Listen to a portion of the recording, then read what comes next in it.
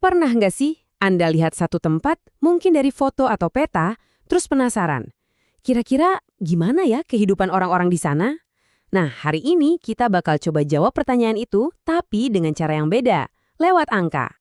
Oke, tujuan kita hari ini adalah Mamuju. Ini dia, sebuah kabupaten cantik di pesisir barat Pulau Sulawesi. Kalau dilihat sekilas sih, ya ampun, indah banget ya. Lautnya tenang, pemandangannya luar biasa. Kita akan bongkar cerita Mamuju ini, tapi bukan dari gosip atau opini loh ya, tapi langsung dari data. Biarkan angka-angka yang bercerita. Dan pemandu kita dalam perjalanan ini adalah publikasi resmi dari Badan Pusat Statistik. Jadi ini bukan sekedar laporan kering ya. Anggap aja ini kayak potret super detail yang kepingan-kepingannya akan kita susun bareng-bareng jadi sebuah cerita yang utuh. Oke, siap? Yuk kita mulai. Oke, pertama-tama kita kenalan dulu sama panggungnya ya, wilayah Mamuju itu sendiri. Dan tahu nggak, hal pertama yang langsung kelihatan banget dari datanya itu satu kata, kontras. Dan ini akan jadi tema yang kita lihat terus-terusan. Kita mulai dari geografinya dulu ya. Coba lihat angkanya. Luas totalnya itu hampir 5.000 km persegi. Gede banget kan? Tapi justru angka sebesar ini malah menyembunyikan cerita yang sebenarnya. Karena ternyata hamparan super luas ini, pembagiannya tuh timpang banget. Bisa dibilang ini menciptakan dua dunia yang sangat berbeda, padahal masih dalam satu kabupaten yang sama. Nah, ini dia petanya. Ada 11 kecamatan yang jadi bagian dari Mamuju. Masing-masing pasti punya ciri khasnya sendiri. Tapi perbedaan di antara mereka, terutama soal ukuran, wah ini benar-benar bikin kaget. Nah, coba perhatikan deh tabel ini. Di sini letak menariknya. Lihat ya, ada kecamatan Kalumpang yang luasnya itu sampai 32%. Praktis sepertiga wilayah Mamuju itu ya dia.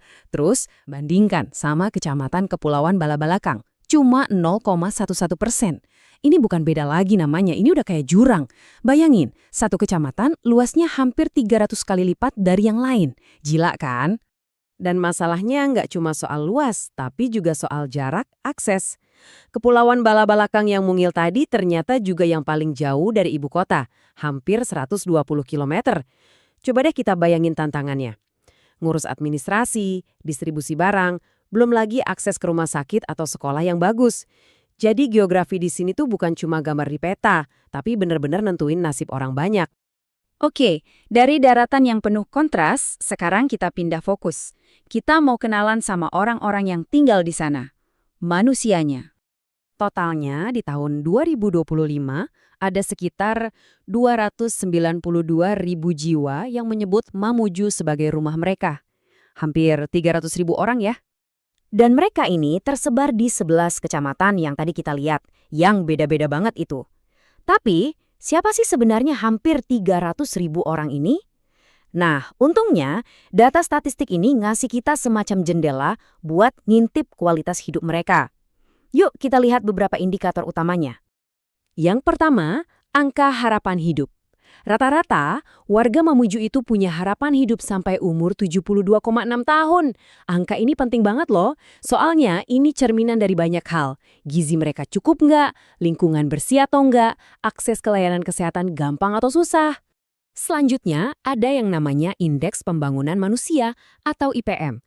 Angkanya 72,77. Nah, kalau tadi cuma soal umur, IPM ini lebih kayak rapor lengkap. Isinya ada kesehatan, pendidikan, sama standar hidup. Dan dengan angka di atas 70, artinya status pembangunan manusia di Mamuju ini masuk kategori tinggi. Keren. Oke, sekarang kita ngomongin soal dapurnya Mamuju, mesin ekonominya. Dari mana sih uang berputar di sana? Dan yang lebih penting, gimana dampaknya buat warganya? Wow, lihat deh angkanya. Total nilai ekonomi yang diproduksi di Mamuju dalam setahun itu mencapai 17,5 triliun rupiah. Itu nolnya banyak banget ya. Ini nunjukin kalau roda ekonomi di sana itu berputar kenceng. Tapi 17,5 triliun. Agak susah ya ngebayanginnya. Jadi, mending kita pecah jadi lebih kecil.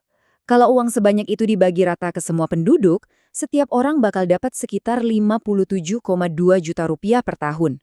Nah, angka ini kan lebih kebayang ya. Ini yang ngasih kita gambaran lebih personal soal ekonomi mereka.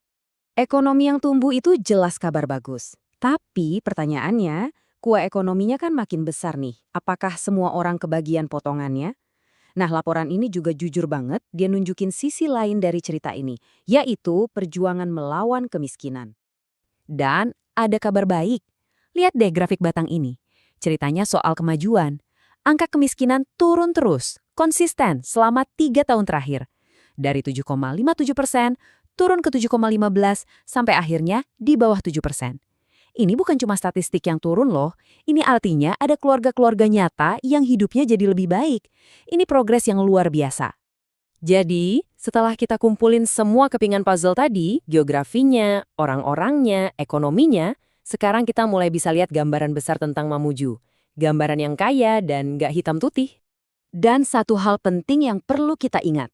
Di balik setiap angka yang kita bahas hari ini, ada manusia, ada kerja keras.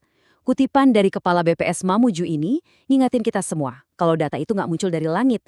Data ini adalah hasil kerjasama banyak orang yang berdedikasi buat cerita tentang daerah mereka. Pada akhirnya, semua angka ini membawa kita kembali ke satu pertanyaan besar. Cerita Mamuju kan cerita tentang kontras antara daratan Kalumpang yang super luas dan pulau-pulau bala-balakan yang kecil dan jauh. Datanya nunjukin ada kemajuan, itu bagus. Tapi datanya juga nunjukin dengan jelas kalau tantangan soal jarak itu nyata banget. Jadi pertanyaannya adalah, gimana caranya Mamuju ke depannya bisa menjahit dua dunia yang berbeda ini? Gimana caranya mereka bisa memastikan masa depan yang cerah itu dirasakan oleh semua warganya, gak peduli mereka tinggal di mana?